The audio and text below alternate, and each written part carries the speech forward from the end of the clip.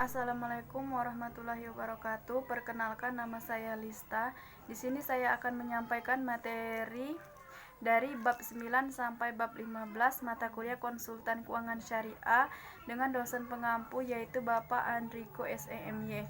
Baiklah, saya akan menyampaikan bab 9 yaitu pengertian capital budgeting atau penganggaran modal digunakan untuk melukiskan tindakan perencanaan dan pembelanjaan pengeluaran modal. Yang ke B, pentingnya capital budgeting. 1. Keputusan capital budgeting akan berpengaruh pada jangka waktu yang lama. Yang kedua, penganggaran modal yang efektif akan menaikkan keterapan waktu dan kualitas.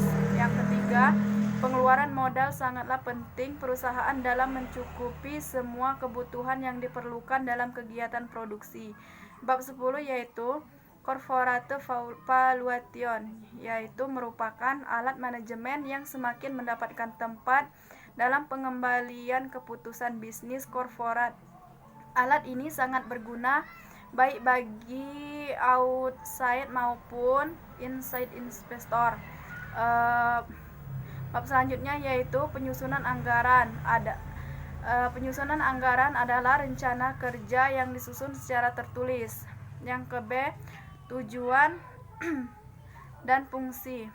Yang pertama fungsinya yaitu fungsi perencanaan, dan yang kedua fungsi koordinasi, yang ketiga fungsi komunikasi, yang keempat fungsi motivasi, yang kelima fungsi pengendalian, yang keenam fungsi pendidikan. Kemudian manfaatnya yaitu 1. Sebagai alat perencanaan, 2. Sebagai alat pengendalian, 3. Sebagai alat kebijakan fiskal, yang keempat sebagai alat penilaian kerja, dan yang kelima sebagai alat motivasi. Bab selanjutnya yaitu pembuatan laporan keuangan. Dalam sebuah bisnis merupakan hal penting yang harus dibuat secara rutin dan kontinu. Tujuannya untuk menyediakan informasi yang menyangkut posisi keuangan kinerja serta perubahan posisi keuangan. Dalam menyusun laporan keuangan ada beberapa hal yang harus diperhatikan. 1. Neraca, 2. Laba rugi, 3. Laporan ekuitas, dan yang keempat laporan arus kas. Bab selanjutnya yaitu tentang audit operasional. Audit operasional merupakan penelaahan atas bagian manapun dari prosedur dan metode operasi suatu organisasi untuk menilai efisiensi dan efektivitasnya. Yang ke B yaitu tujuan audit operasional adalah untuk meningkatkan efisiensi dan memungkinkan perusahaan menempatkan bahan dan sumber daya manusia. Yang ke C, ruang lingkup audit operasional ditujukan pada seluruh pengendalian yang mempengaruhi efektivitas dan efisiensi.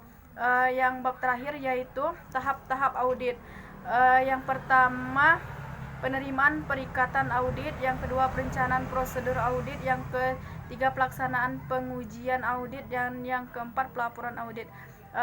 Itu saja materi yang dapat saya sampaikan. Lebih dan kurang saya mohon maaf kepada Tuhan, saya mohon ampun. Akhir kata wabillahi taufik walhidayah. Wassalamualaikum warahmatullahi wabarakatuh.